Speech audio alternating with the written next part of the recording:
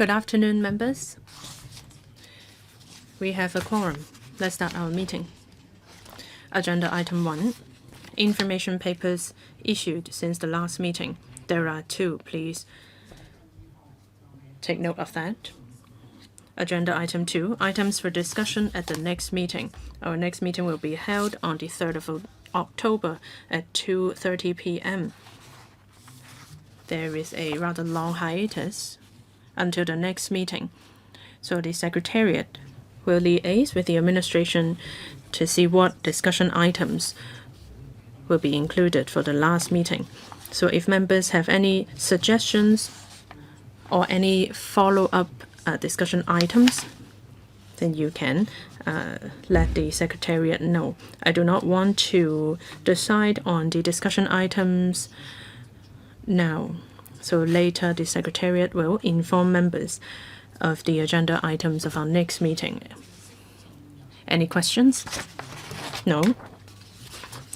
If there is none, then let's move on to agenda item 3, manpower, salaries and conditions of service of the disciplined services. Some members have proposed a discussion of this item earlier this year. I'll invite the administration to join us. We have Secretary for Security, Mr. Tan Ping-kang, Assistant Commissioner of Police, Mr. Ronnie Chan, Assistant Commissioner of the Correctional Services Department, Mr. Ho Kwok-man, Assistant Commissioner of the Customs and Excise Department, Mr. Tam So-ying, Assistant Director of Immigration Department, Mr. Choi Chi-yuen, Deputy Chief Fire Officer, Fire Services Department, Mr. Yu Man-yeon, Chief Pilot, Government Flying Service, Mr. James C., Chief Station Officer, Civil Aid Service, Mr. Leung Kun-hong, and Chief Staff Officer, Auxiliary Medical Service, Mr. Lee Ka-keung. We also have the Deputy Secretary for Security, Mr. Howard Yam. For members who wish to speak, please press the Request to Speak button. Thank you. I'll now invite the Secretary to walk us through the paper. Thank you, Chairman. Members, I'm going to briefly go through the salaries, conditions of services, manpower and recruitment situation of the disciplined services grades. Currently, there are some 64,000 disciplined services posts in the establishment. In the past few years, the staff wastage had remained largely steady. However, due to the overall decrease in the total labor force, we do have manpower challenges. The 88% of the establishment are filled, so the number of vacancies is relatively high. In order to retain talent and recruit talents, we need to equip the disciplined services, and the government is going to keep a close eye on the salaries and conditions of service. We will also roll out measures to recruit and retain talents, as well as using technology to alleviate the manpower issues. So now I'll go into the details of these measures. In terms of salaries and conditions of service, when considering the salaries and conditions of service of the disciplined services, the government aims to ascertain that the grade structures and remuneration packages for the disciplined services can effectively attract and retain talents. There are independent pay scales for disciplined services, and there are other additional allowances other than civil service benefits, including medical and dental benefits, retirement benefits, etc. They also enjoy departmental quarters and civil service public housing quota scheme. Since it is difficult to identify comparable posts and jobs in the private sector, so other than the existing civil service pay adjustment mechanism, the CE in Council decided to conduct a grade structure review for the disciplined services in 2018 and once every 10 years in the future. The Finance Committee of the LegCo in 2021 approved the implementation of the enhancements concerning the remunerations and grade structures of the disciplined grades, services grades. This has helped recruit and retain talents. On recruitment efforts, disciplined services have always adopted proactive strategies to attract high-caliber applicants with aspirations and the necessary competencies. And we have also utilized the social media platform, mobile education application, and a career expo. We have also adopted multi-pronged approaches in our recruitment efforts, since there were more students pursuing their studies in the mainland. So these Hong Kong students in the mainland has become one of the target groups in the recruitment campaigns of the discipline services.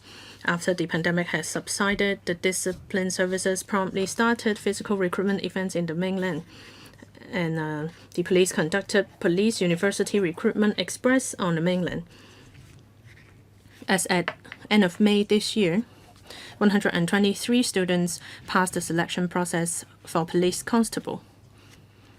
And other discipline services have also conducted recruitment efforts on the mainland. As for overseas recruitment, the discipline services have made use of online and social media platforms to attract students to return to Hong Kong and contribute to society.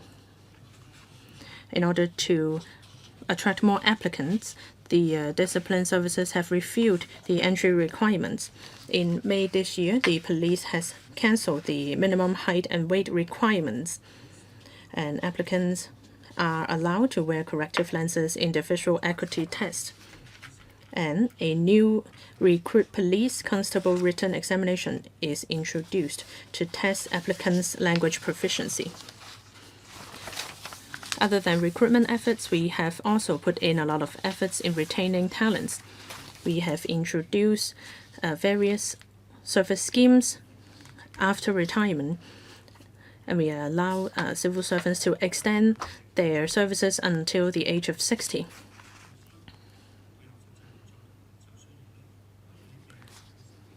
We believe that in the coming 10 odd years, we will be able to retain more than 27,000 discipline services staff.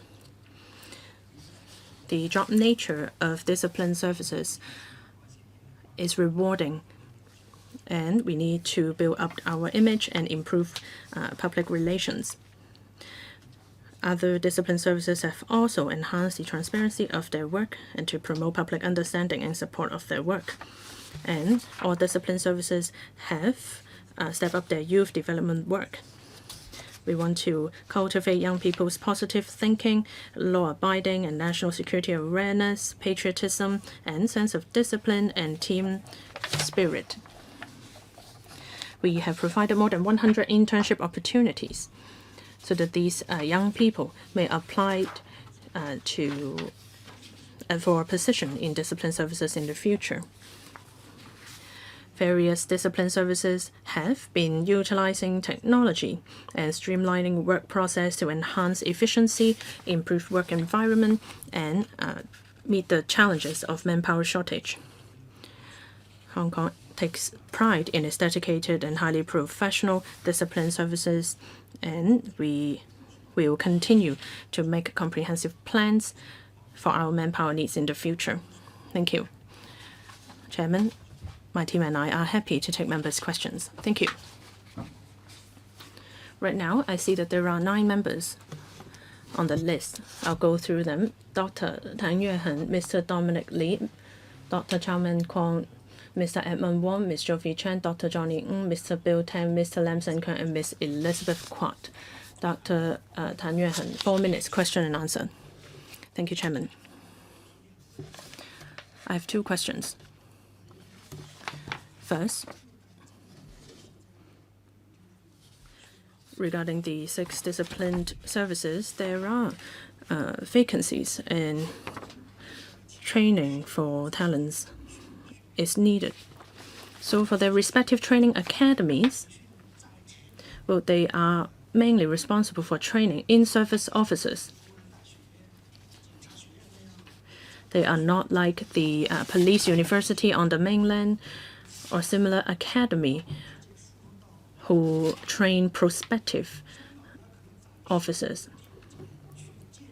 At the moment, Hong Kong may not be equipped with establishing such a university in Hong Kong.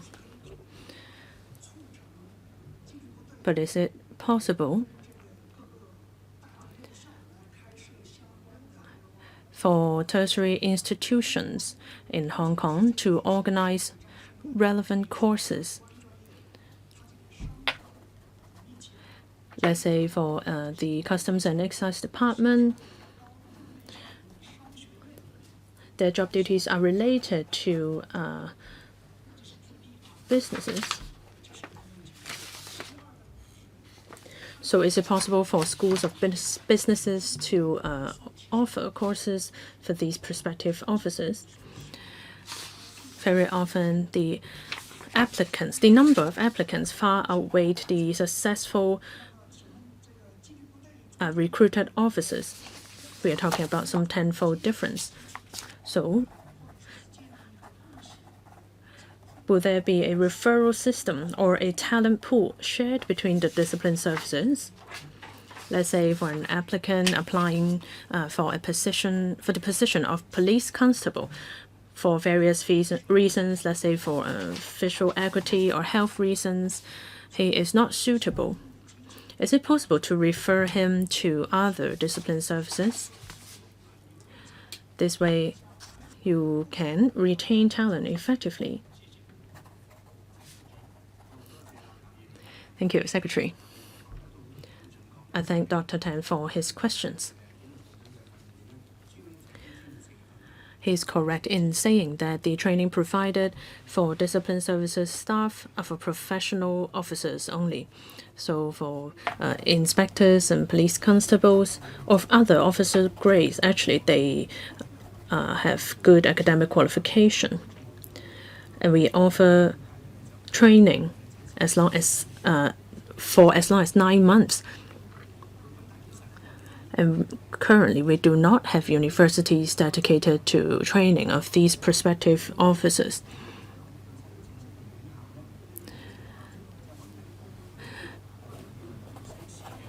But currently, there are institutions offering courses for our staff for their professional development.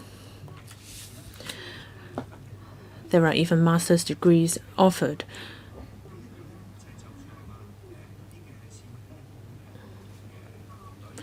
As for applicants who apply for positions in different discipline services and whether or not there is a referral system in place, we believe that it would be more efficient for these applicants to make their own application to the respective discipline services.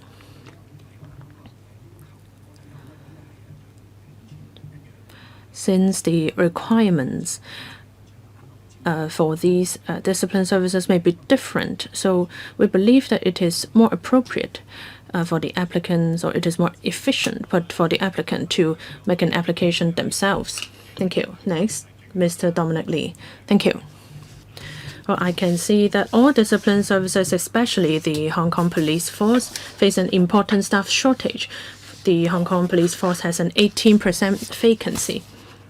So when you are conducting recruitment exercise on the mainland, I certainly express my support. I would like to commend the police force for recruiting retired athletes to join the police force. They are highly disciplined and have good image. I serve in the constituency of Sha Tin, and you have employed a former squash player, Mr. Wing Chi. In your mainland and overseas recruitment, have you successfully recruited more officers? If so, what are the numbers? And how are you going to get in touch or reach out to more young people to attract them to join the discipline services? Are you going to utilize social media? I understand that today is the Secretary's birthday, so I would like to wish him happy birthday. Thank you. Well, thank you. It's my honor to serve the panel on security on my birthday, actually. Now, on recruitment. In relation to recruiting Hong Kong students on the mainland, as said before, we have 123 of such students who have passed our selection process and will become one of the members of police force. So in 23-24 in May, that compared to the year before, we have seen a fourfold increase in the number of applicants. With inspectors, we've also seen a twofold increase. So we believe it is due to us removing the requirements related to residency and height, weight, and visual acuity.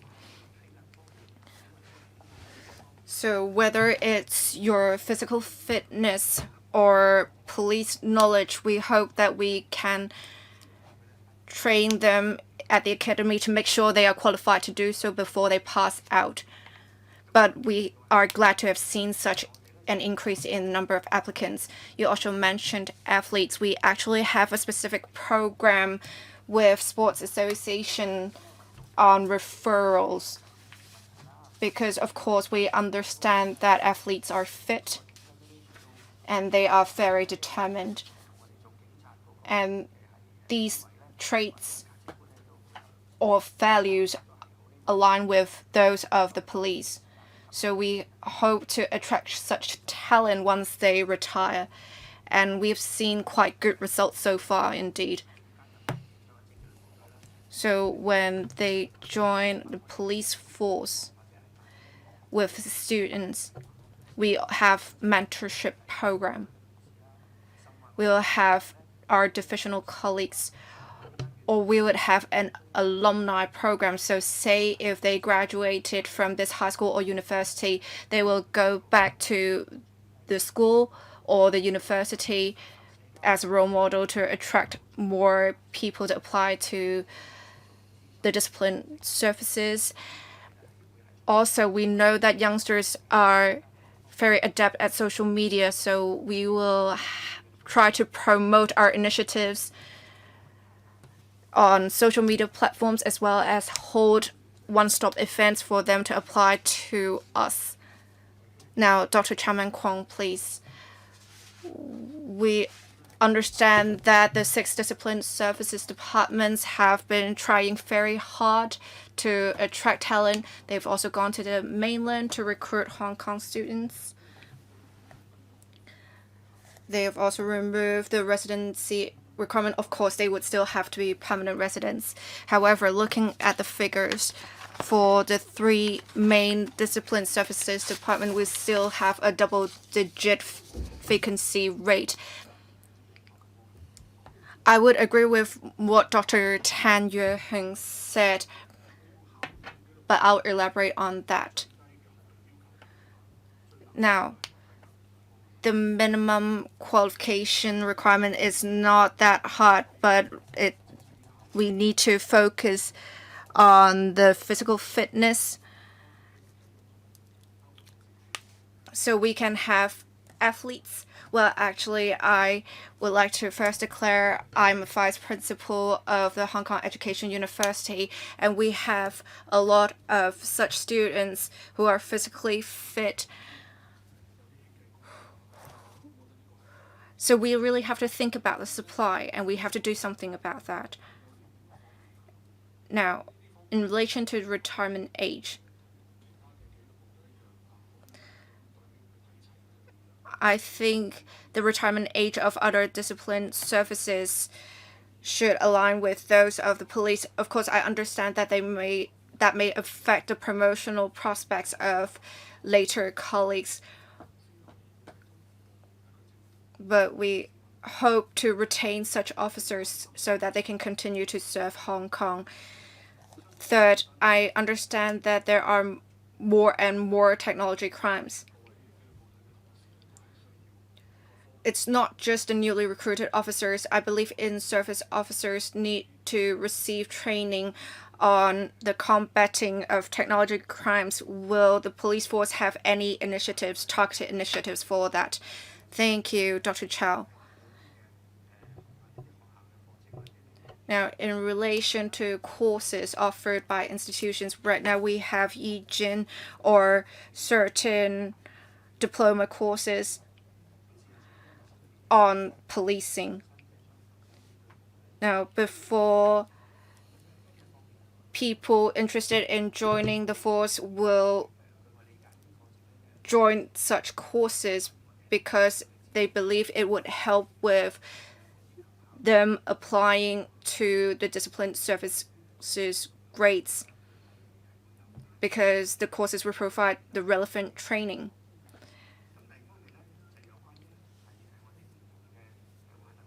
Now, in relation to the retention of talent, right now we have different initiatives. We have the PRSC, post-retirement service contract. We also have non-civil service contract and CSC staff members. We also have a system where colleagues would opt for extending the retirement age to 60 after 2000. But we will also have the extension of service for a maximum of 5 years until they, of course, but it would depend on the current manpower situation. We also have the continued service of police officers beyond prescribed retirement age scheme for non-directorate officers to extend their retirement age to 60.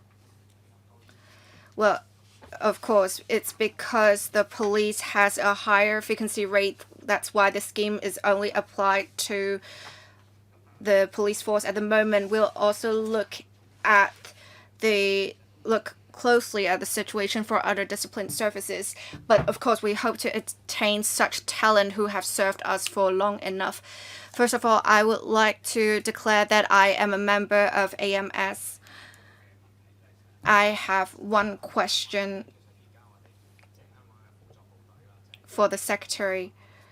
With the auxiliary services, they have faced difficulties with recruiting talent. Of course, they play an important role. For current discipline services members, if they wish to join auxiliary services, they do face certain hurdles. So since all of them are under the same umbrella of the Security Bureau, will they allow or make it easier for discipline services staff to join such auxiliary services before they can still make applications, but it would be hard for them because they have to check for many things. Otherwise, they may leave, and we would just lose that talent altogether. I understand that the Fire Services Department has more stringent requirements. From what I know, they have approved no such applications. I heard that other discipline services departments, such as the CSD, has such mechanism or has approved such applications. So can the discipline services departments allow their staff members to join auxiliary services? So that's my first question. Another thing is I do appreciate the Bureau going to the mainland to recruit students to work in discipline services grade, but I think you have to be more active because yesterday I ate with 2 staff members of the Fire Services Department, and I think they misunderstood because they thought Hong Kong permanent residents, non-Hong Kong permanent residents could work in Hong Kong discipline services as well. And of course, I tried to clear up that misunderstanding, but there's still that misunderstanding. Well, in relation to the joining of auxiliary medical or auxiliary services, we wouldn't encourage that because we would have such discipline services because they have to turn out at emergency times, but they also have to turn out at emergency times for auxiliary services, so they may be a clash. So if they are required to turn out at emergency times, there may be a clash between 2 roles. So of course, we'll still look at the cases on a case-by-case basis.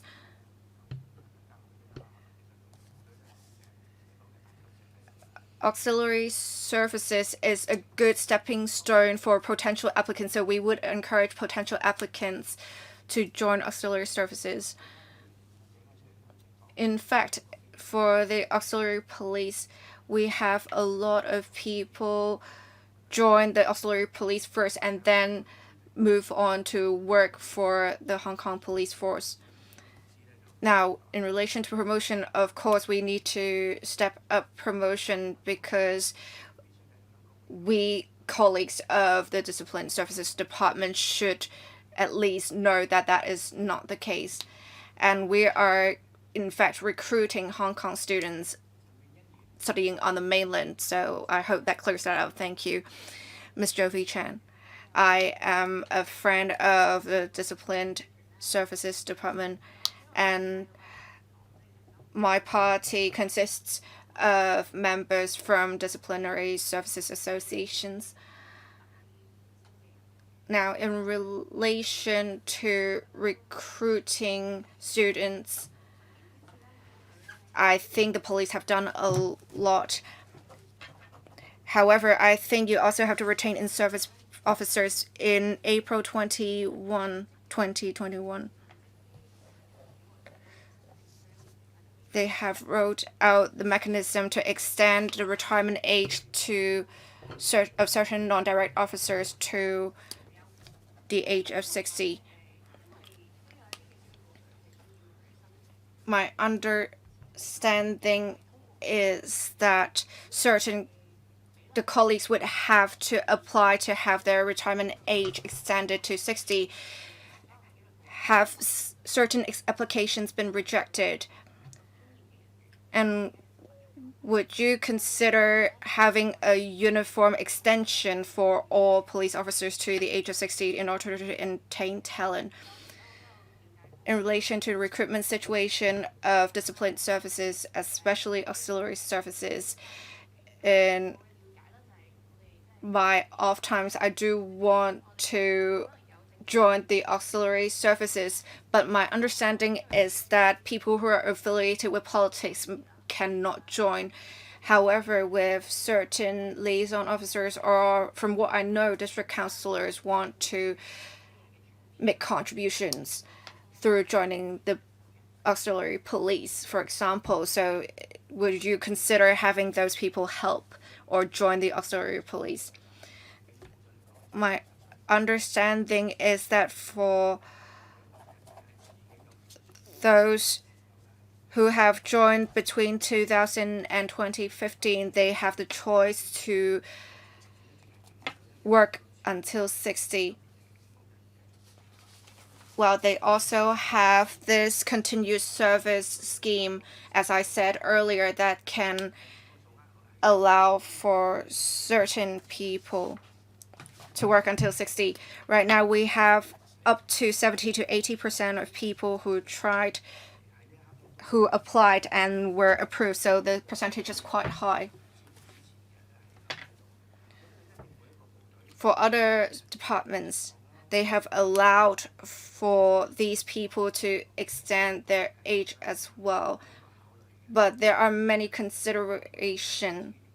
When they think it's necessary, they will apply the same continued service scheme, and we'll look into that in future in that case. Now, auxiliary police, in relation to that, we will deal with everyone the same way. I don't think it's the case that when you're an assistant for a certain counselor that you will be eliminated, but that is what we have at the moment, and we'll deal with everything on a case-by-case basis. Next, Dr. Johnny Yuen, please. Thank you, Chairman. Regarding the establishment of the discipline services, we can see there is quite a large discrepancy among the different services, especially for the police force and the GFS.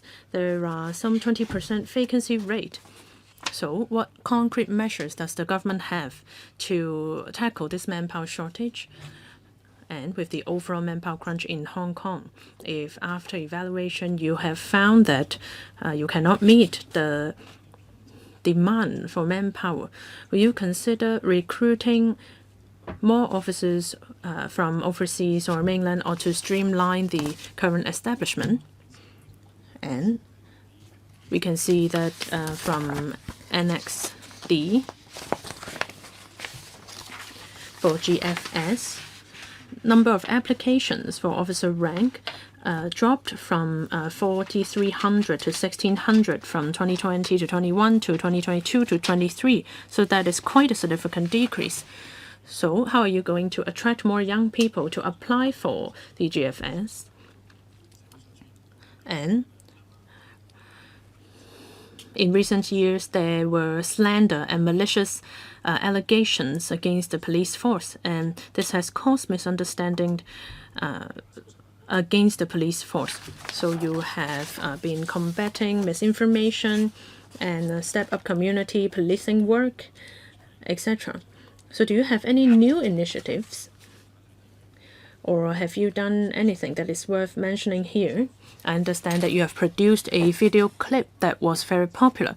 So in the future, do you have plans to shoot movies or even TV series to show members of the public what policing is all about? Secretary. Thank you, Chairman. Regarding recruitment, we have adopted many different approaches. Other than on the mainland, we also have a mentorship program overseas. And in the economic and trade offices overseas, they have assisted in the recruitment for the immigration department, targeting Hong Kong students. Just then you talk about the use of technology. That is indeed very important. The Correctional Services Department has a vacancy rate of about 10%. And this has caused some hesitation to potential applicants, because during working hours, they are not able to use their phones. If there are emergencies in the families, they will not be able to respond. And sometimes they may need to work during night time. So we are looking into the use of technology. Currently, we have a pilot scheme going on for colleagues to be able to make calls at certain times. And they may designate certain numbers so that during working hours, they will be able to receive those calls. And for nighttime patrol, we are trying out the use of robots. Sometimes when inmates are lying in bed under the bed cover, you may not be able to tell whether they are lying in their bed, but with robots, they will be able to detect their vital signs. This will help improve the working environment for officers. As for ways to enhance the image of discipline services, just then you talk about the Guarding Our City video clip. And actually, we all, the discipline services departments all have their social media pages. This is the way that we have been doing. Thank you. Next, Mr. Bill Tang. Thank you. Our society is very much concerned about the recruitment situation of discipline services. It is because all along, these discipline services have enjoyed a rather good image, and they have provided a stable career ladder.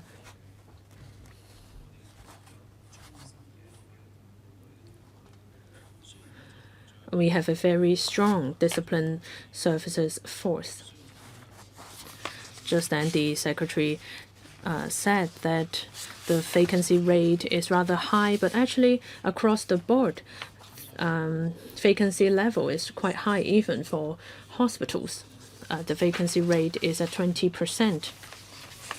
So compared with other industries, this number is actually not that high. Numbers for medical professionals may be even worse. So I believe that this is a recognition of the professional services provided by these departments. So my question is this. How are you going to attract ethnic minorities to join the 6 discipline services departments? Let's say, for example, a person from an ethnic minority background who could not write Chinese or read Chinese, however, they can speak Cantonese fluently. What is the possibility of you employing this person? Secondly, on retention of talents. I understand that some colleagues may have a list of demands. Perhaps you can consider enhancing their benefits. Currently, fewer than 70% of staff members enjoy 5-day working weeks. Is it possible for you to gradually improve the figure to 100%? And on dental benefits and Chinese medicine benefits, many colleagues have complained of the lack of such services. Is it possible for you to reimburse staff members on an accountable basis and on quarters? There are no e-vehicles charging spaces available in all quarters. So is it possible for you to install these chargers in quarters? Thank you. Secretary. Thank you. First, on recruitment of people from ethnic minority. Well, there are currently more than 200 ethnic minority officers. More than 100 of them are in the police force. And we recruit them based on our needs. I understand that for these colleagues, it may be more challenging for them to take the Chinese exam in the HKDSE. But our basic requirement is that they should be proficient enough to handle their daily duties, let's say statement taking, etc. That is why, after a review, we have designed a recruit police constable written examination. This is a way to ensure that the applicants meet the language proficiency that is equivalent of the DSE result. As for 5 days working week, for GFS, 100% of their staff work 5-day week. The percentage may be lower for CSD. It is because the different job nature, we do not reduce the number of working hours, and they may not affect the provision of emergency services. So wherever practicable, we adopt 5-day work weeks for our staff members. We are reviewing the implementation regularly. As for dental benefits and Chinese medicine benefits, these are for all civil servants, not just discipline services.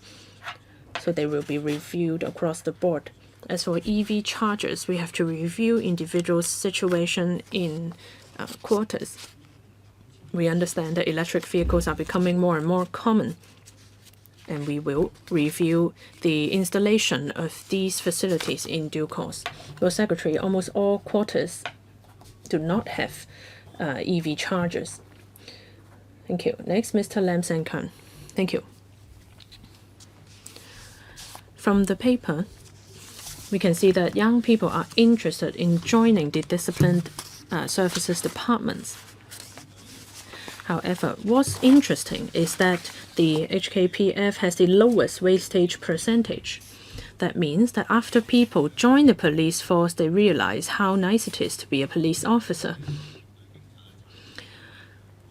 So perhaps they have a negative impression of the police because of malicious slander.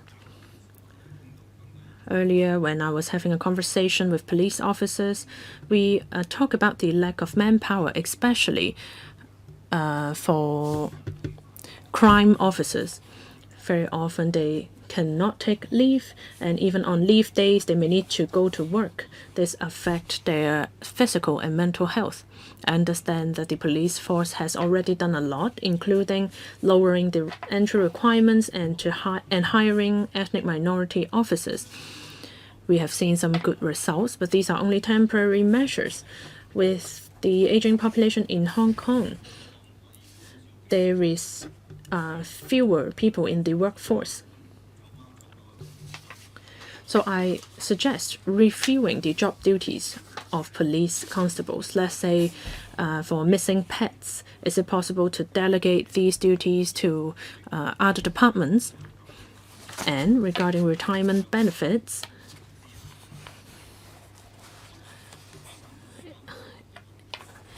I would like to mention that in Article 99 of the Basic Law,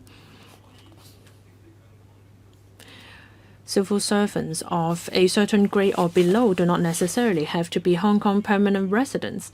So if you consider introducing professional crime officers from overseas to handle the manpower shortage. Thank you.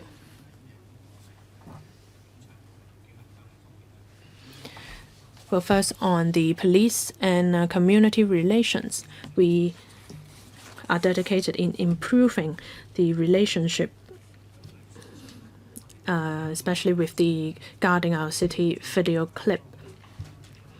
The relationship has become normalized. So our officers have re-entered schools like they did before the black-clad violence. As for crime officers, well, in the past I used to work in crime section. I have a heavy sense of responsibility. Let's say a wanted person has been arrested. It is impossible for me to wait until Monday to process the arrested person. So that is why crime officers will have to work irregular hours and even on leave days. That is why they receive special allowances. We of course understand the difficult nature, so we try to provide sufficient manpower for these job duties. As for some of the suggestions that you made, such as locating missing pets, etc., well, animal abuse is a criminal offense. So we do need to take care of these cases. If they are not of a criminal nature, then we may refer the cases to other departments.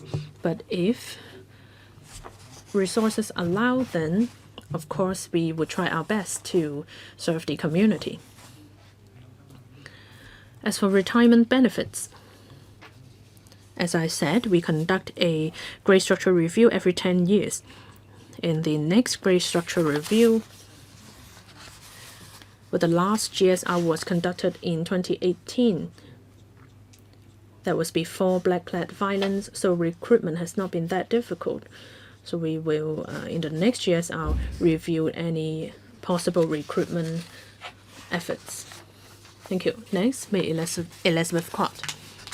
Thank you. I would like to thank officers of all the discipline services grades for their dedication and their contribution to society. They help lay the foundation of Hong Kong's stability. However, the recruitment numbers are quite worrying, especially for the Hong Kong Police Force and the CSD. This has increased the workload of serving officers. In paragraph 24, you have mentioned the use of technology to reduce manpower demand. I support this very much. The adoption of technology and smart discipline services. But I can see that the departments are working in silos. Is it possible for the Security Bureau to establish a task force to look into the possibility of using technology to reduce manpower demand and the use of new technology? And if they have identified new technology to be used, it is not easy to apply for resources within the government. So is it possible to have a dedicated team to fight for such resources so that they can promote the use of smart technology as soon as possible? And I'm particularly concerned about the situation with the CSD. I can see that they have been proactively developing smart prison. I support that, but as we all know, many prisons in Hong Kong are rather old and aged. So it may take longer to implement smart prison. It may take more effort. I can see that there is a vacant space in Chima Wan. Is it possible to expand the existing prison or to establish a comprehensive prison that is currently scattered across the territory and implement smart prison there? And for some non-sensitive duties, let's say parking tickets. As we all know, currently parking tickets do not have to be issued by hand. So if laws are amended, there can be e-tickets. This can further reduce manpower demand. And let's say licensing services, do they have to be done by disciplined officers? Is it possible to reallocate manpower or to outsource these services to other departments? And let's say for PR efforts, can these be outsourced? Thank you, Chair.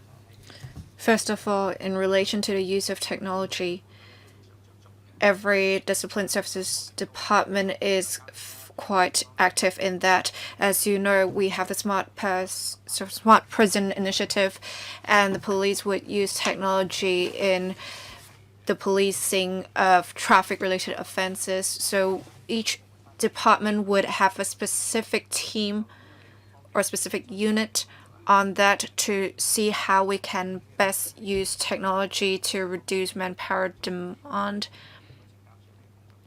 And this is one of the conditions for the CSD. And the Security Bureau would have a dedicated team to help the departments deploy resources in technology. You mentioned a comprehensive prison facility, and that is what we're looking into at the moment. Now, with the outsourcing of tasks, we have all along been looking into that. Say for security work of the police force has been outsourced, and for IT work, like the OGCIO has also been outsourced to the department. But of course, we can't outsource everything to non-disciplined services grades in terms of traffic-related offenses. It's the same with licensing, because we have to consider many different aspects, and those aspects would often require policing knowledge. We have also had certain officers who have been seconded for licensing, and then we will have less people in other grades that can work on that. So that is also one of our factors when we consider that. Next, Mr. Yu Patlang. Well, first of all, I'd like to say happy birthday. Well, the Discipline Services Departments, DSDs, have all along been working hard to maintain law and order in this city. And I do appreciate their efforts. However, looking at the figures, I think with the various DSDs, I think they've done well in recruitment. When you look at the wastage rate,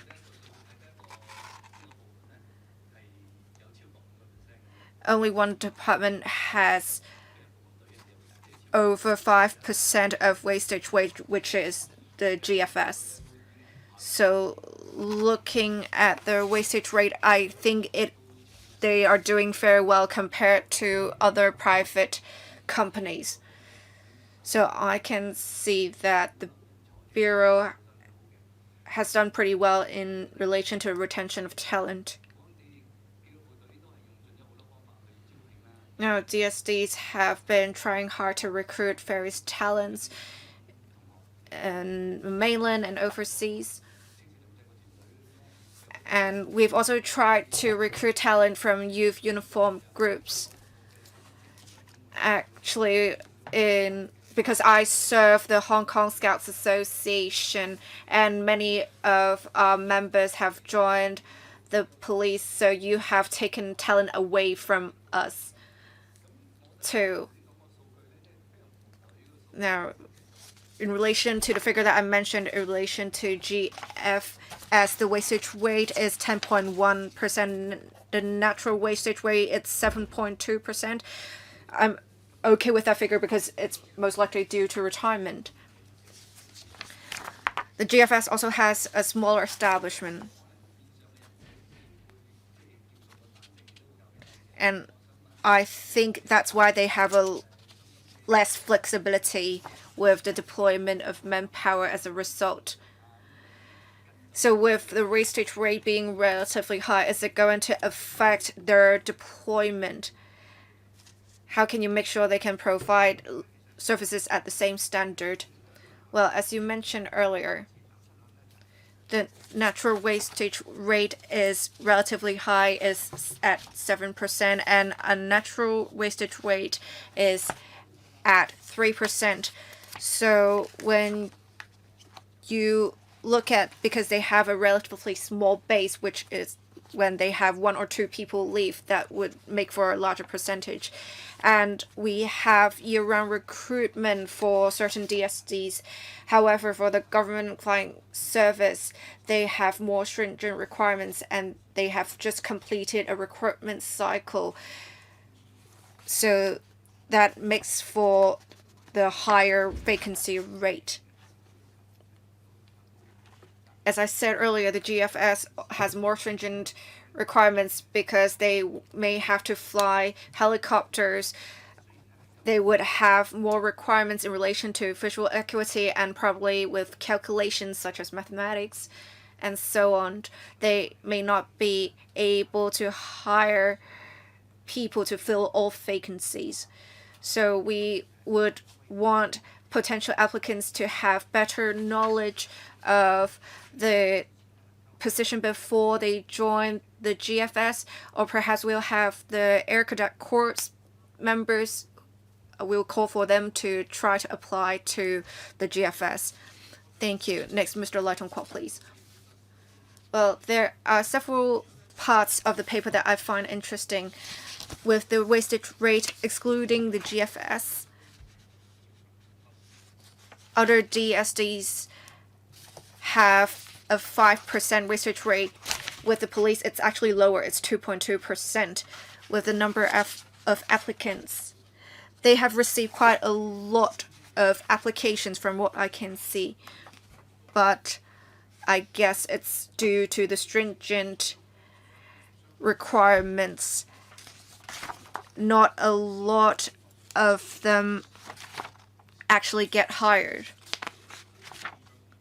So I think that demonstrates why DSDs are facing a manpower shortage. Of course, I understand that departments have been very active in the recruitment of talent, and they also have retained 8,000 odd officers.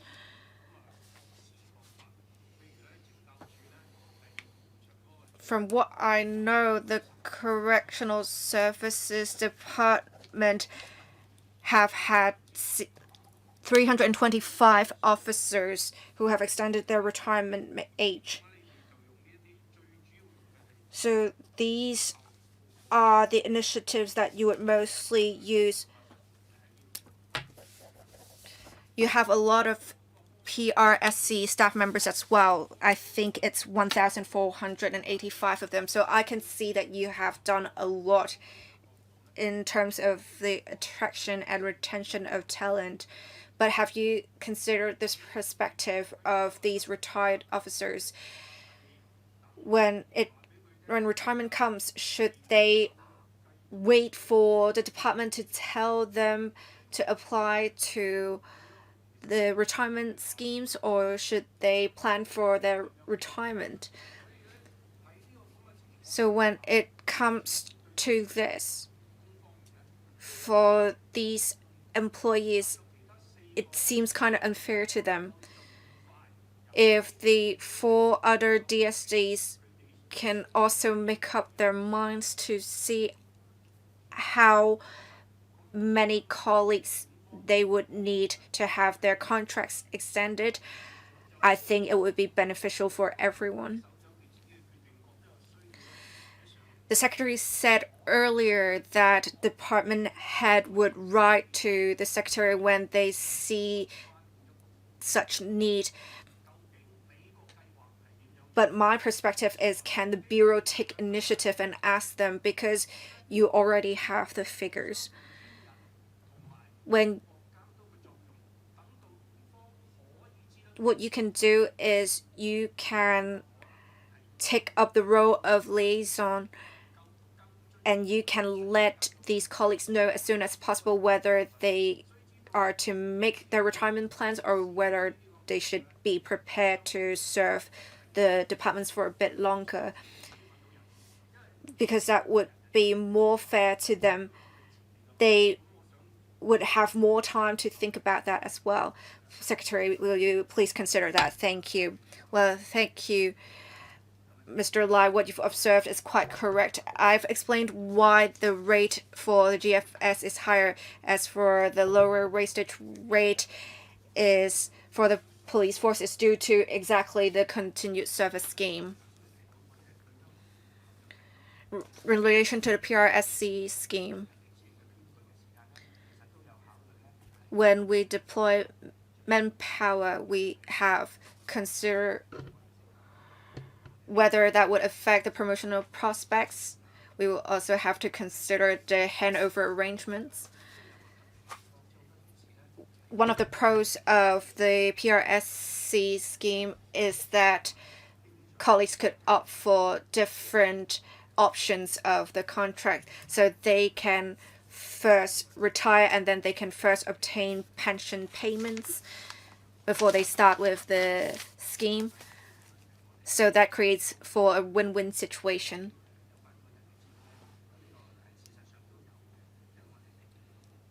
In relation to manpower planning, the Bureau will have regular meetings with the various departments. If they want to implement something like the continued service scheme of the police force, they would have raised that at the previous meetings. We have not heard such comments before. But if they see such need, they, as I said earlier, because there are many factors to consider, they can raise that once they consider there is such need. The 3 other members want to ask questions. Next, it would be Maggie Chen. I want to talk about paragraph 12 in relation to mainland recruitment. It is said that in November 2022, there were 477 applications, and in May of this year, 123 of them passed the selection process. So that's approximately a quarter of them. For the remaining third quarters, are they still in the selection process, or were they rejected? If they were rejected, why were they rejected? Now, it is also mentioned that there are other recruitment procedures. My comment is that if it is too complex and if it takes so long, it definitely dampens their motivation to apply. Also, I want to ask if you review the results of the recruitment express on the mainland, and will you actively liaise with the mainland office, Hong Kong office in the mainland to work on that. Now, in relation to the 477 and 123 of them have been hired. Some of them are still in the selection process. Some of them are indeed rejected. Some were rejected because they failed the fitness test, or some we thought their values do not align with that of ours, and so on. And this ratio is roughly similar to what we have with other applicants. Now, we have quite a streamlined procedure and almost a one-stop procedure for processing applications.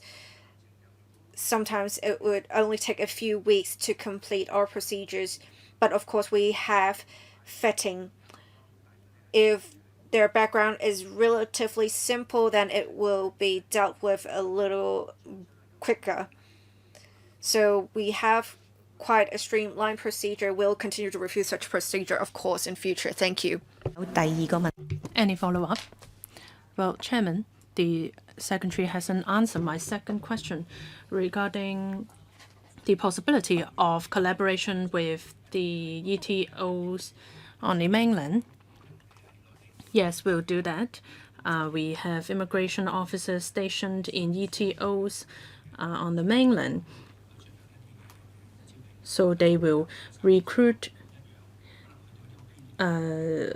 students or Hong Kong students studying in mainland cities.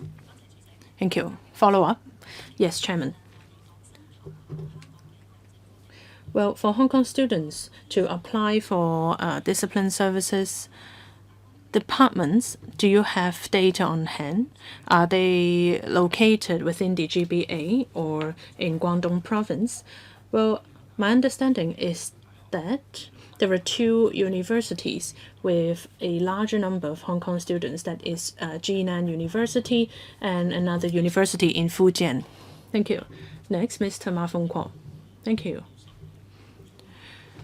During the black-clad violence, all discipline services departments were targets of slander and malicious allegations. So it is very important to rehabilitate the image of these departments. This directly affects the future of Hong Kong. In my understanding, many members of the public or even visitors form their impression of the discipline services based on depiction in movies, etc. Currently, with the Guarding Our City video clip, well, I've watched that and it was quite nicely made. Regular police officers participated in the clip. It has good storytelling. It has good entertainment value and information as well. This can help members of the public understand how the police force operates. However, this video clip is done by the police force, but there are other departments safeguarding Hong Kong as well. They are serving our community as well. So how can members of the public get a better understanding of the daily job duties of these discipline services departments to enhance their image and attract more young people to join these departments? So my question is this: will the administration consider making similar large-scale promotional video clips in the future? And will you consider collaborating with media organizations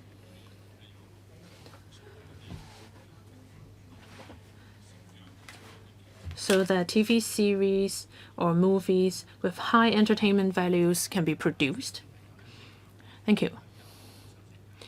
As Mr. Ma said, the police produced the Guarding Our City series, while other discipline services departments have similar promotional efforts.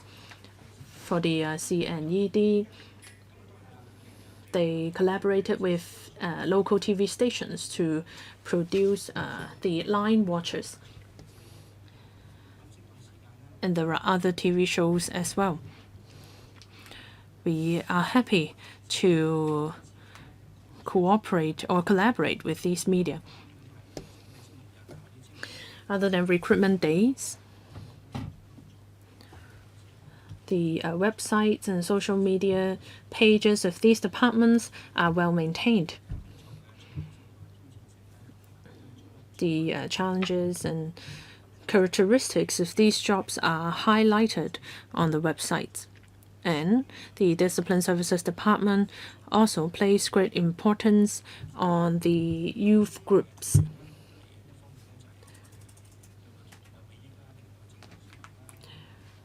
We want to train our young members on positive thinking and law-abiding awareness, and we want them to be able to understand the job nature of the Discipline Services Department. And not only for them, we want their family members and friends to understand the Discipline Services better. Well, I have a question. Will the Secretary consider putting on the uniform again and appear in promotional videos in the future? Well, I'll help where I can. As you can see on the social media platform, I did put on a firefighting uniform to promote the Fire Services Department. Lastly, Ms. Carmen Khan. Thank you, Chairman. This agenda item brings about very meaningful discussion because the 6 Discipline Services Departments are very important in safeguarding Hong Kong's safety. I have similar observations with Mr. Lai Tong Kwok. Through Annexes A to E, the manpower picture is clearly reflected. For the HKPF, 82%. The strength is currently at 82%. But if we look at Annex D, recruitment situation, for officer rank and rank and file rank, there was a decrease of 30%. Even though the number of applications have gone down, however, the recruitment targets have not been reached. So this shows that they are still looking for appropriate candidates to fill the vacancies. They are not just hiring anyone. So the entry requirements remain high. For officer ranks, the recruitment targets, it's 240. Number of new recruits, 165. That means 68%. So there is a shortfall of 32%. So the success rate of the applicants is only 4.8%.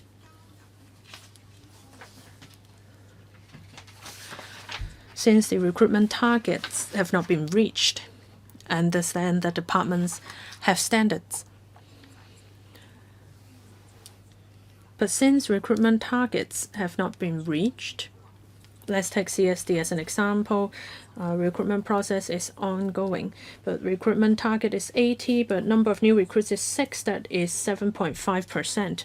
These numbers are quite worrying.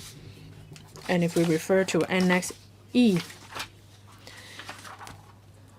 we can see that in the 2018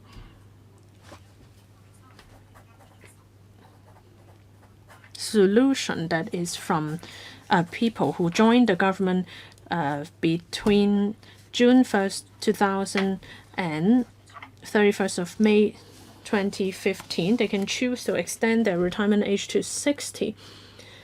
But for the continued services scheme, they can choose to retire at 60. The numbers are quite high. You can see that the numbers are 89,000 and 8,900 and 8,600 respectively. So the total number is at 117,000.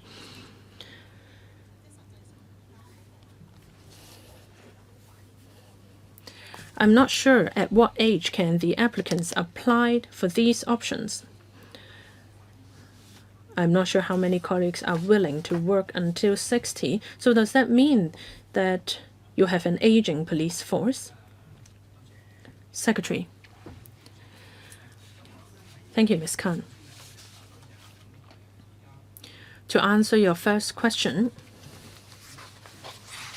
well, there are fewer number of applications and the number of people recruited has also decreased. Well, we have to expand our recruitment targets. We are conducting recruitment efforts on the mainland and overseas. We have updated the entry requirements by removing the height and weight requirements. On enhancing the success rates, we do have various programs.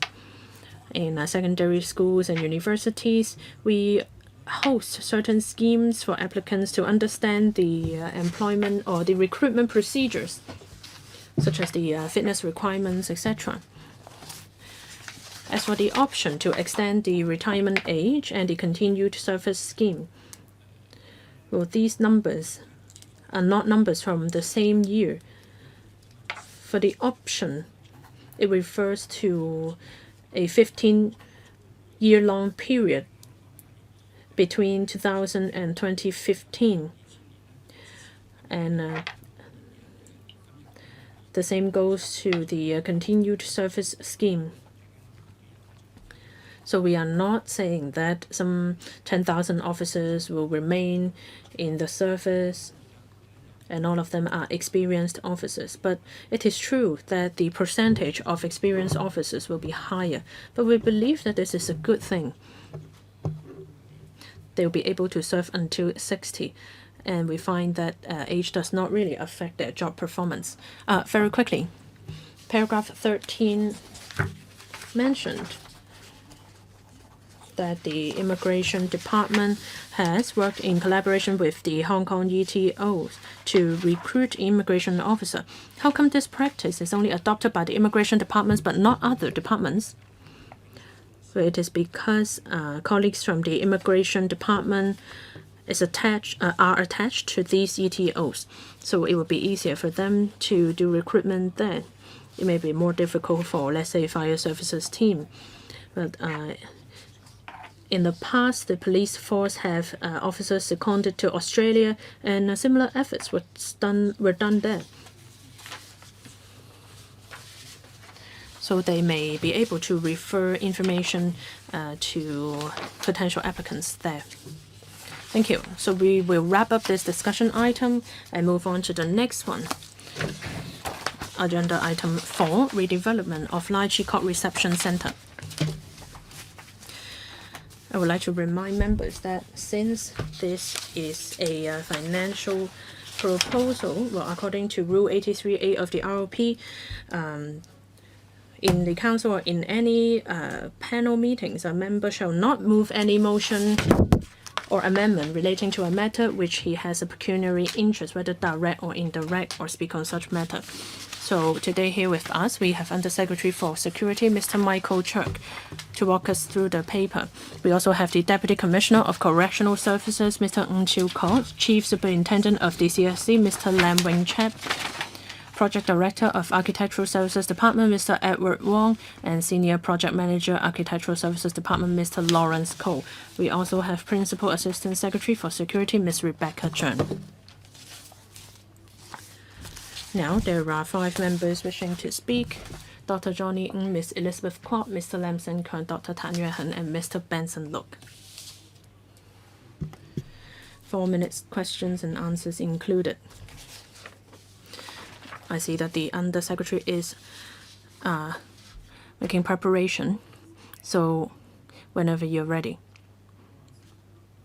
we will listen to the briefing by the administration and then we'll start our discussion. Are you ready, Undersecretary?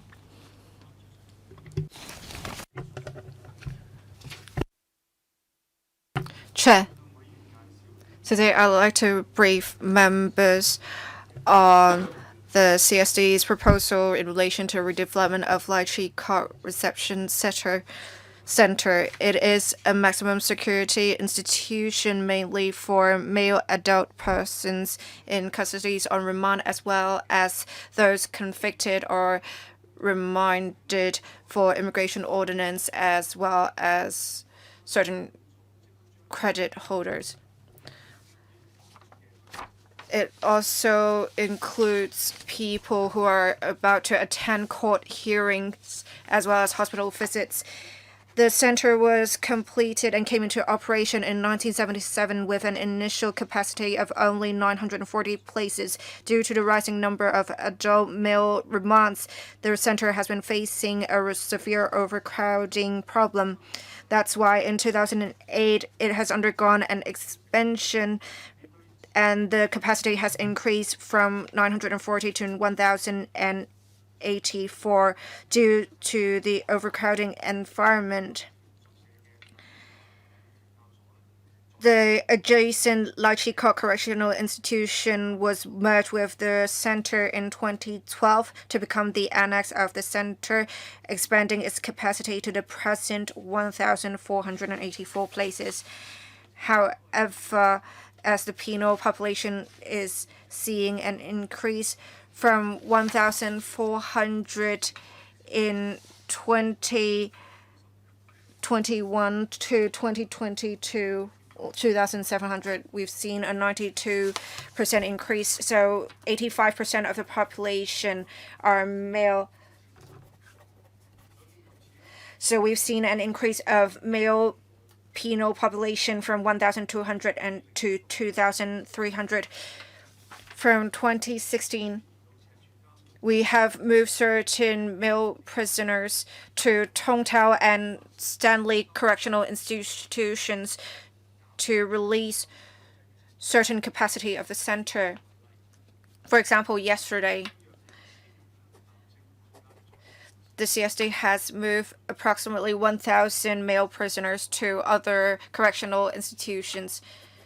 But right now, the center still has 1,598 people, which is 107% of the capacity. We have looked for different ways to increase capacity. And the Lai Chi Correctional Institution is not made for correctional institutions, and it does not meet our demands, as well as the fact that we have seen a continuous increase in penal population. It has caused great nuisance to the environment. In the long run, we need to increase the capacity of the center to accommodate that increase. In order to relieve the overcrowding environment and in order to meet the needs for prisoners receiving visits from their relatives, as well as the fact that they have to attend court hearings, the geographical advantages of the center, because of its proximity to courts and it being situated in an urban area, it is not replaceable by other correctional institutions. In 2018, we have suggested an in situ redevelopment to redevelop the annex to improve the existing correctional facilities and increase the capacity. We believe it's the most efficient proposal, and we believe that would meet the long-term development needs of the department. We will implement the project in 2 phases in order to make sure that the normal operations are maintained. We'll implement the project in 3 phases. When we are demolishing the 5 building blocks and constructing 3 new building blocks, we will also implement the upgrade of monitoring system. We want to house more venues and facilities for organizing activities, for promoting rehabilitation, clinics and wards, reception room, facilities for conducting remote hearings, and so on. We will also incorporate smart prison elements during the upgrading. The CSD has considered many factors of consideration, such as the increase in population, as well as the increase in penal population, the reoffending rate, as well as the law and order situation in Hong Kong. From our figures, we believe that it would be 2,690 for male population. We will have such a figure for our demand in 2031. We believe with the redevelopment will provide an additional 800 odd places, and then there will be an increase of 1,894 places. So that will be an increase of 400 odd places.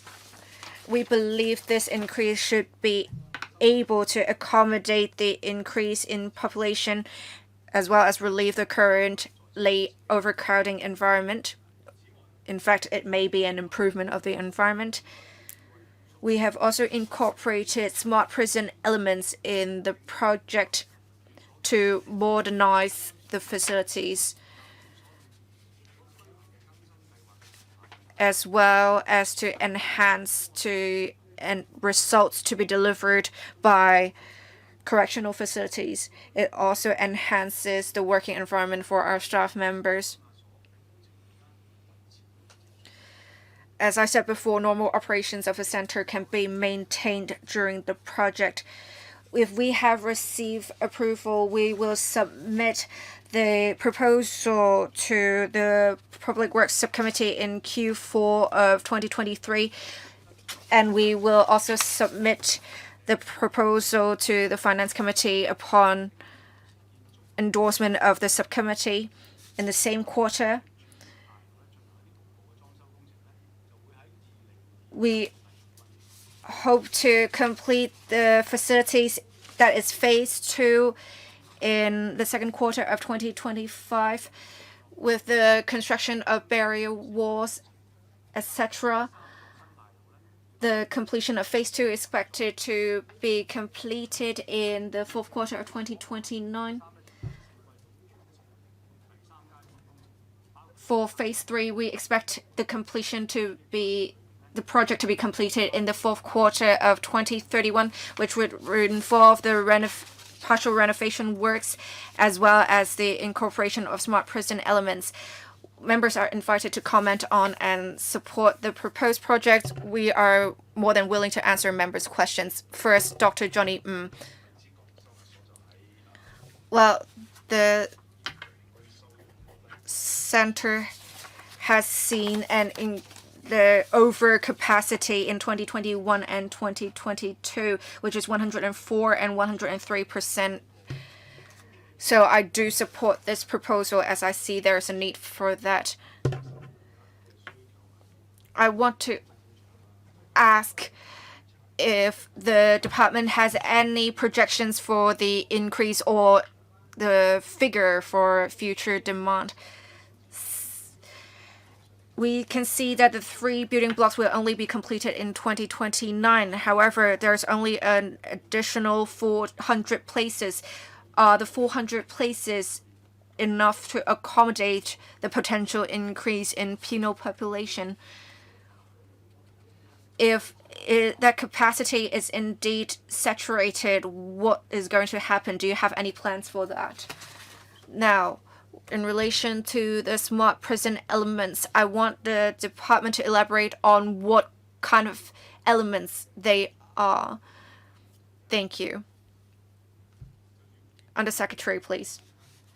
Now, in relation to Dr. Johnny Ng's questions, first, in relation to our projection of demand and whether the capacity will be saturated. The second question is on smart prison elements. I'll first answer your first set of questions, and then I'll let my colleague answer the question on smart prison elements. Now, the department has considered various factors: the increase in population in general, increase in penal population, as well as reoffending rate. We do not see a high reoffending rate. so far. Now, for the people who are in remand is in proportion with the increase in population. However, in 2021 and 22, we've seen a more significant increase. We see that we project that the demand is approximately 2,690. With the project, we can provide 1,984, so we will have a shortfall of 700 places. We'll make use of other correctional institutions. Well, because we only see that the current penal population takes up only the 70% of the capacity of correctional institutions. As I said earlier, Stanley and Tongtao correctional institutions have taken up approximately 1,000 prisoners. Upon the redevelopment, we believe the capacity will be adequate to account for the increase, and we think the project should be able to accommodate the future demand of penal population. I'll let my colleague answer this question on smart prison elements. Thank you. Actually, in 2018, we've started considering implementing smart prison initiatives to enhance our efficiency and provide better opportunities for offenders for rehabilitation.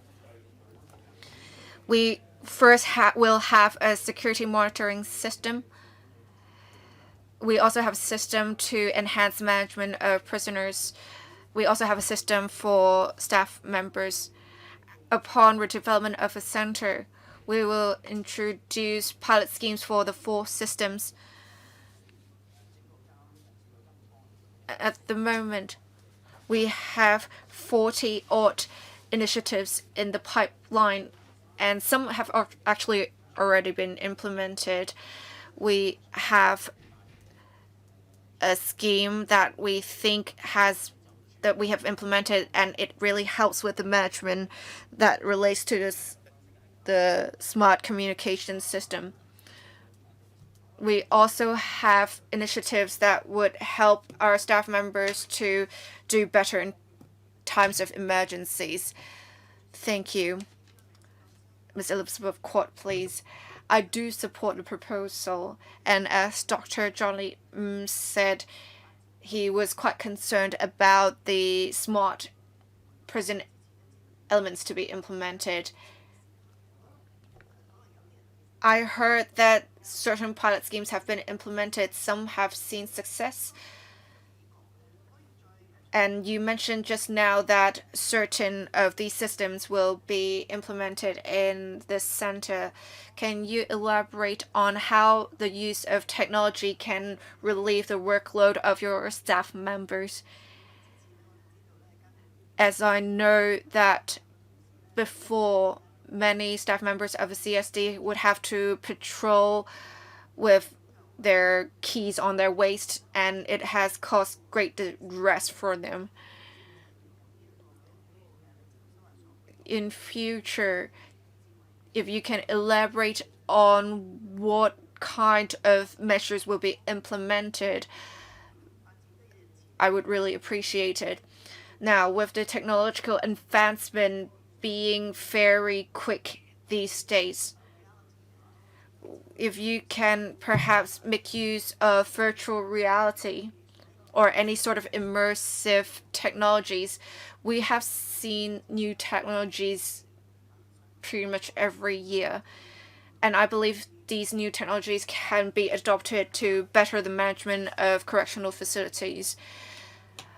I think you looked at different technologies to see how we can best make use of prisoners, help prisoners and staff members. I would like to hear more on that. In relation to the implementation of smart prison, I'll let Mr. talk about that. Thank you, Chairman. And I would like to thank Ms. Kwok for her support. Here I will provide some more information. In the redevelopment of Lai Chi Kok Reception Center, we have identified 15 suitable items. and their aim is to help reduce the workload of the staff members. So there will be a smart video analysis system. This can enhance their emergency response capability. And during nighttime patrol, we will deploy robots to patrol the dormitories and monitor their vital signs. And I talk about new technology as well. We are looking into immersive systems. Actually, the development of smart prisons does not just involve people in custody. There are also measures for training of our officers. We want to enhance their capabilities. Any follow-up? No?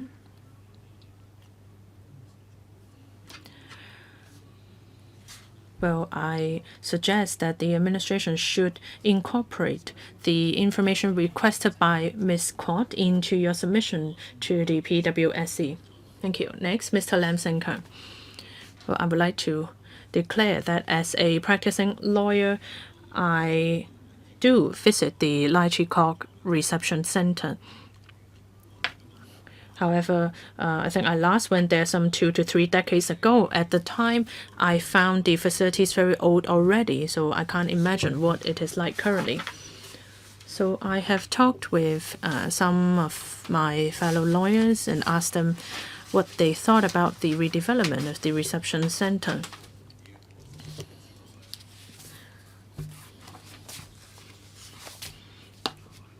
And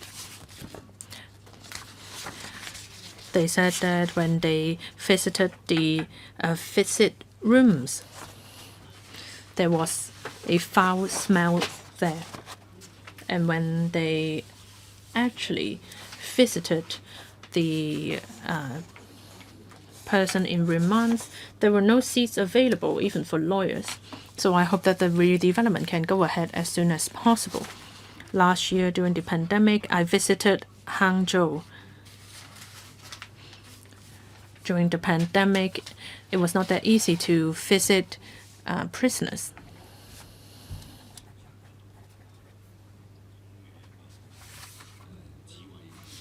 So what they did was to establish an online platform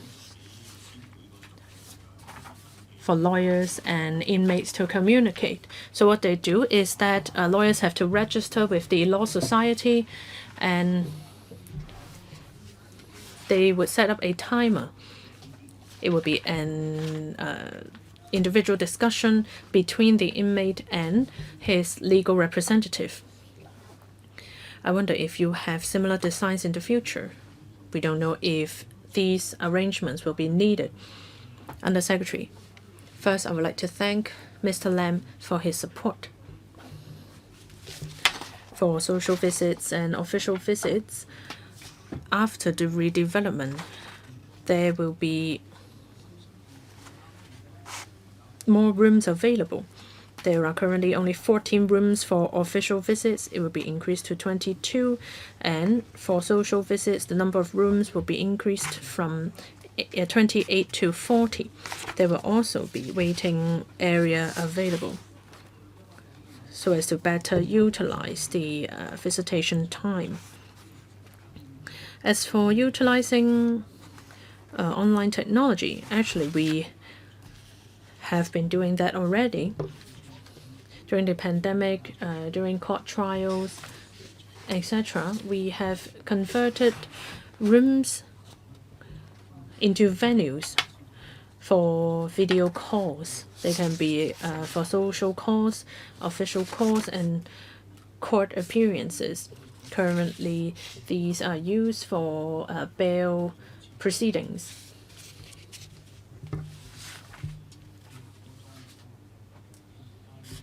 After the redevelopment, the equipment available will be much better since they will be especially designed for the new redevelopment. No follow-up? All right, next, Dr. Tan Yue-hen. Thank you, Chairman. I have 2 questions. First, since this redevelopment is planned to meet the growing penal population. So, have you made sufficient consideration for the future? I'm not talking about whether or not it can meet the future demand. I think that you should leave some excess room. How are you going to accurately grasp the population structure? In the future, there will be more older people since we have an aging population. So how will that affect the number of penal population? And second, the number of penal population has been growing because in the past few years things were quite different. But I believe that in the coming few years the number will stabilize since there will be a lower crime rate. My second question, the construction period lasts 8 years. You said that you want to maintain operation during construction periods. Obviously, the construction will affect the operation of the reception center. So, over a span of 8 years, you have to work alongside construction sites. How are you going to manage that? Well, I support the proposed redevelopment. Thank you. I thank Dr. Tan for his support. First question regarding whether or not the redevelopment can meet the demand of future needs, and second, on any effects that the construction may have on the operation. Well, yes, we do have an aging population, but we also will have an aging penal population as well. So in the design of the new wing, we will incorporate barrier-free access. And currently there is a clinic in the institution. We are going to expand the clinic. And right now, the size of the elevators cannot accommodate hospital beds, but in the future it will be able to. We will review any necessary changes according to aging population in Hong Kong. And during the redevelopment works, how can we ensure smooth operation? I'll invite Mr. Ng to take this question. Thank you. I thank Dr. Tan for his questions and his support. When we were planning for the redevelopment, we believe that the Lai Chi Kok Reception Center cannot be replaced, so its operation will have to be maintained during the construction period. So we have incorporated some mitigation measures. We have reallocated internal resources. If the funding approval is granted, there are certain measures that we will take. We will redeploy manpower and assign the inmates to other facilities. And we will also have certain changes. There will be partial renovation works.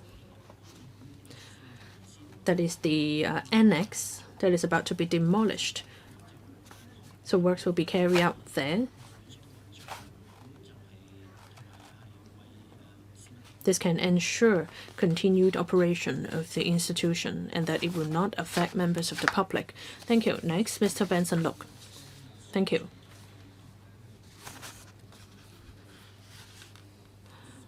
In the paper regarding the redevelopment of Lai Chi Kok Reception Center, you are applying for $5.5068 billion. Well, when I first got the paper, I felt that there were only limited number of pages. I can see that the administration has supplied additional information here. And In his opening remarks, the Undersecretary has told us many pieces of additional information, so I express my support for this redevelopment. I have 2 questions. First, in paragraph 6 of the paper, it is said that in 2021 and 2022, the average penal population or the occupancy rates was 104% and 103%, and the Undersecretary said that recently the rate has gone up to 107%.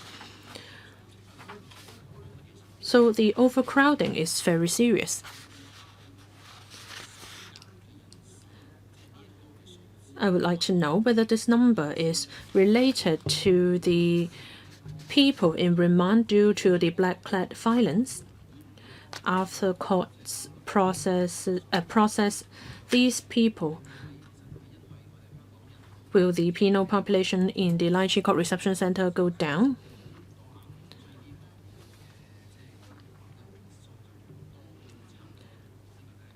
Or will the number of penal population go up in the future? That's my first question. Second, regarding the cost, $5.5068 billion. That is quite expensive. It is similar to the expansion work of Queen Mary Hospital. If we do the math, we are talking about some $2.9 million for one place in the reception center. Just then, the administration talked about smart prison and how it can improve the working environment for CSD officers and the environment of the prison. I do believe that the initiatives have their merits. I hope that you can incorporate this information into your PWSC submission.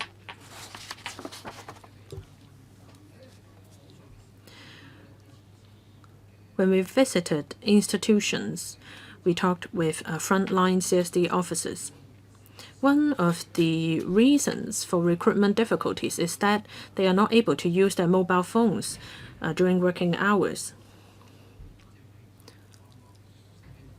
So, do you have any measures in place in your smart prisons so that these officers will be able to contact, let's say, the families during emergencies, etc.? Undersecretary, I thank Mr. Luk for his support.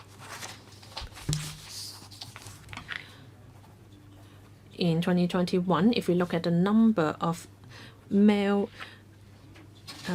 person in custody on remand,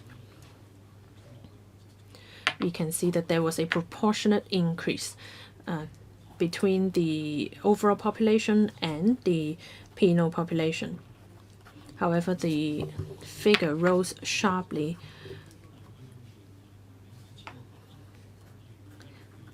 In 2020, the number is 1,660. In 2021, 1,935, 2022, 2,292, and this year, 2,257. There are people on remand waiting for trials or sentencing.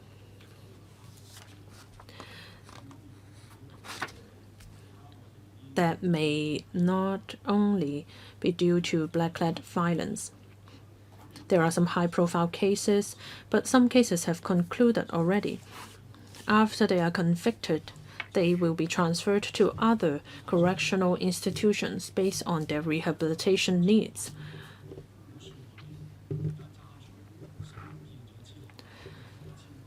So, after the redevelopment, with some 1,900 places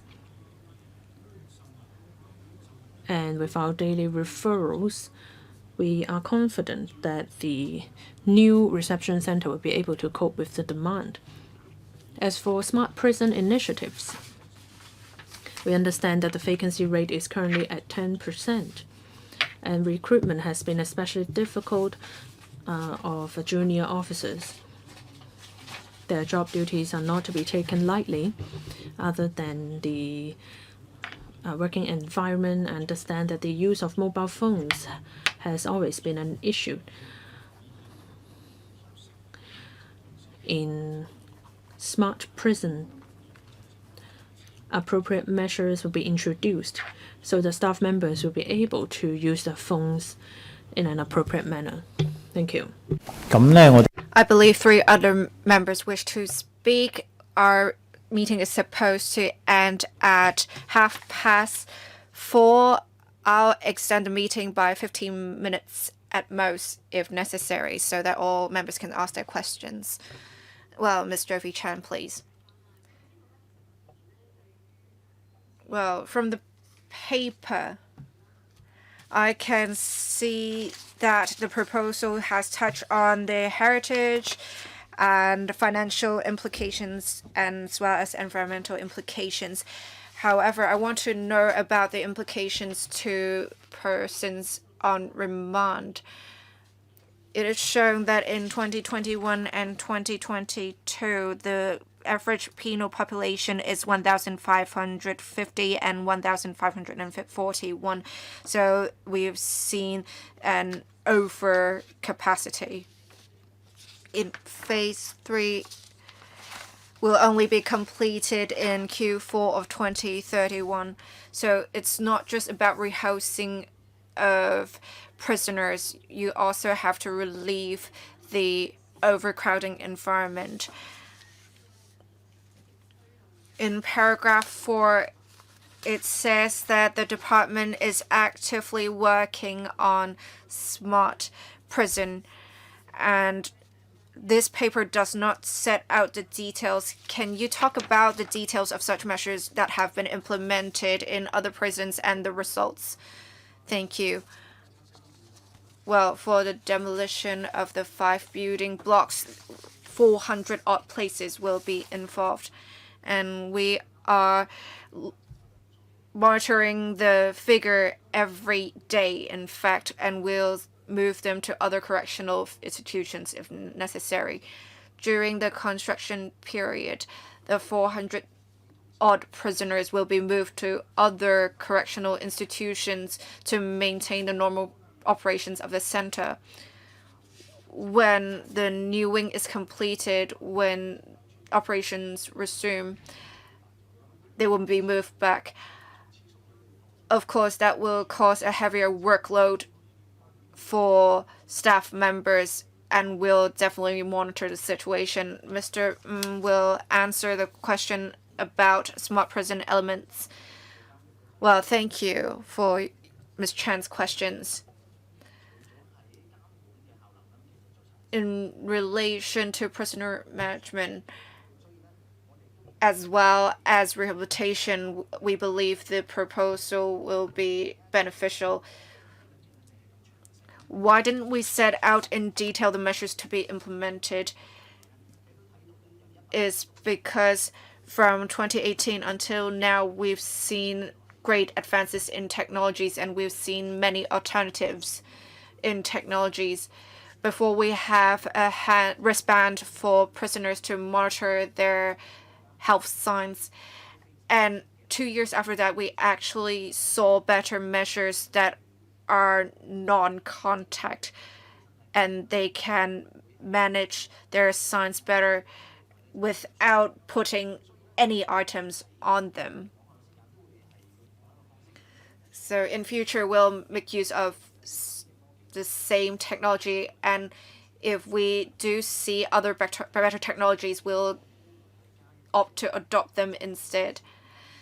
When we submit the proposal to this Public Works Subcommittee, we'll set out the measures in detail for members' reference. Thank you. Mr. Frankie Yik, please. The speaker is off mic.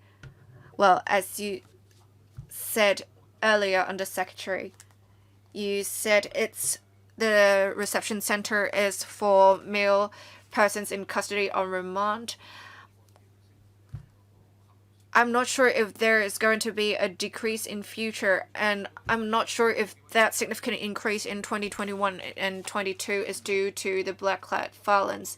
Also, other members were quite concerned whether the redeveloped center is adequate has an adequate capacity to account for the increase. I also want to ask about if you have considered the efficiency of courts, because I often see courts being relatively slow, say in releasing judgments or dealing with cases. Have you talked to the judiciary about this? Well, thank you for your questions and for your support. For persons in custody or remand, there are several kinds. Some of them are awaiting court hearings, that is, those that have not been convicted. They have different rights to those that have been convicted, such as with the visiting arrangements. There are also those awaiting for sentences, so they have already been convicted. Well, is it related to court procedures? Yes, we think it has something to do with that, because for the more serious cases, it would take longer for their cases to be heard. But for most of the penal population, their cases are to be dealt with by magistracies.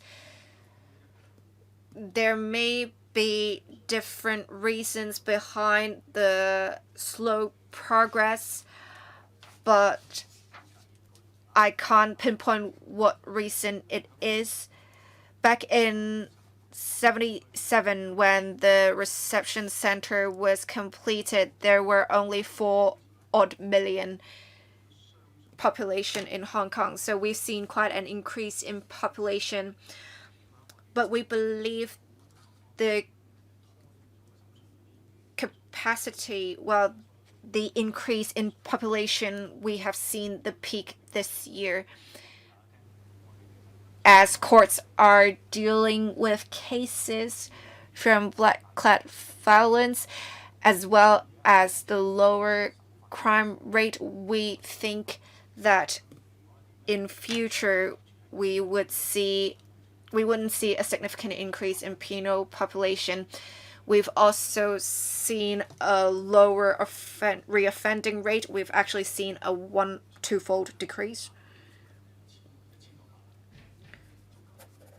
So we believe after redevelopment, the center being able to provide 1,900 odd places, it should be enough to accommodate the increase of penal population. As I said earlier, because the current penal population only takes up 70% of the capacity of prisons, it should be enough if we shuffle prisoners around correctional institutions. But one thing that is irreplaceable about Lai Chi Kok is that because it is located in an urban area, it really facilitates prisoners persons on remand going to court hearings.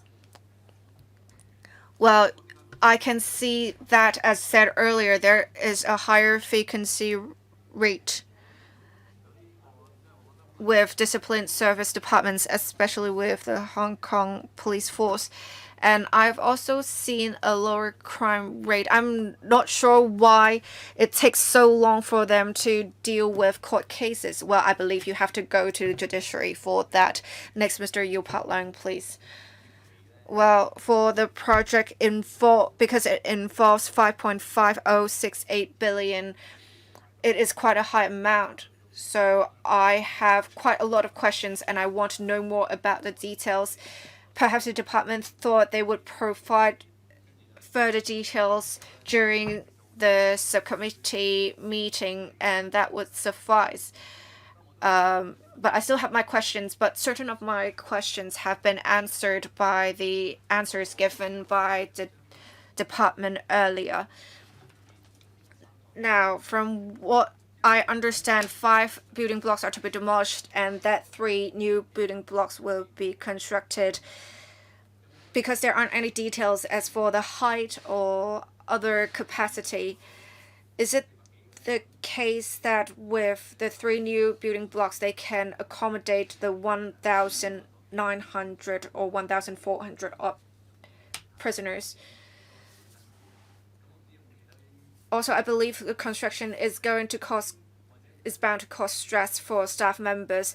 So will you consider perhaps moving all prisoners to other correctional institutions, and perhaps you can compress the construction of the redevelopment of the center in 3 to 5 years so that it would make more sense? It would be better for everyone.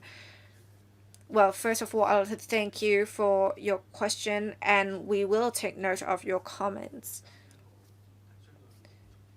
In relation to the proposal for partial redevelopment of the institution, this was first raised in 2018, and various studies have been conducted, and the proposal was first raised in 2018. We've considered the cost effectiveness. We've also considered the 5 original blocks were constructed as quarters. They were not constructed for the purpose of correctional institutions. They were first converted into a female correctional institution, and then it was converted to a male correctional institution, and we've built connecting bridges in between after that. So for the drainage, for example, it was not constructed to accommodate hundreds of people. It was just constructed for family use. Also, with the lighting and ventilation, they are not up to par either. So with the partial development proposal, when we raised the proposal, we have considered several factors. We have considered whether the project should be taken up in one go or should it be conducted in phases. When the center was completed in 1977, it was constructed for the purpose for a correctional institution. It has approximately 400 cells, and that, considering the fact that a location is very accessible, we have 113 travel trips going outside, and we have 110 odd trips coming inside. So with that many trips going in and out of facility, security is very important, and we think that that's why an in situ redevelopment will definitely be more ideal.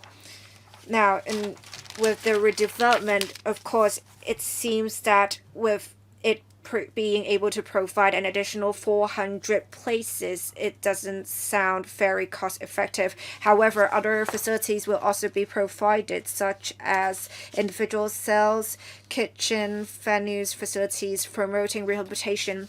We'll also have negative pressure rooms, seeing what happened during the pandemic, to accommodate for isolation. So we'll have those for times of emergencies. Last one would be Mr. Paul Tse. Well, I will try to be brief. In relation to what Mr. Yu Pak Leung asked, if you redevelop in situ, just like what the Wenchai bypass did, a lot of funds would be needed because it's more troublesome.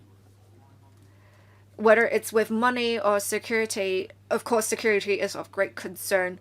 So, as Mr. Yu Pak Leung works in tourism, can we move all persons in custody perhaps onto a ship or vessel? I know this is a wild idea, but is it possible to perhaps move the whole facility away, and then you can conduct the reconstruction project? We can expedite the progress of construction in that way. Of course, we need to develop the center because there's overcrowding, but we can definitely think about other options. First of all, I would like to thank you for your suggestions. As said earlier, the center was completed in 1977. Part of it was Lai Chi Kwok Correctional Institution, and then there was the center. The correctional institution was in fact converted from Mary Staff quarters, and when that correctional institution was converted to a male persons in custody facility, we've added connecting bridges. Security of course great concern, and we have enhanced security measures during construction. As for other security concerns, we will definitely closely monitor the situation in future.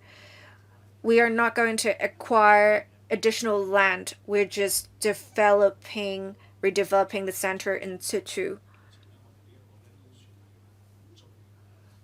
That's why we think the proposal that we came up with is, how should I put it, is the most cost-effective option, because we are redeveloping the center in situ. We've also looked into other options. We have looked at whether we can monitor, reconstruct other facilities as well, but we have site constraints because part of the site is located within the West Rail Link, Express Rail Link protection area. We have also considered other proposals, but after considering other proposals, we have come up with the proposal that we first raised in 2018. Undersecretary, just then I suggested to you that you should incorporate the use of technology or information on the use of technology in the paper you submit to the PWSC. As during construction, how are you going to reshuffle the penal population? Perhaps you should provide information regarding that as well. So all members have asked their questions. Do we have any objection in the submission of this paper to the PWSC? No? All right, then it is endorsed. Item 5, any other business? There is none. Meeting adjourned. Thank you.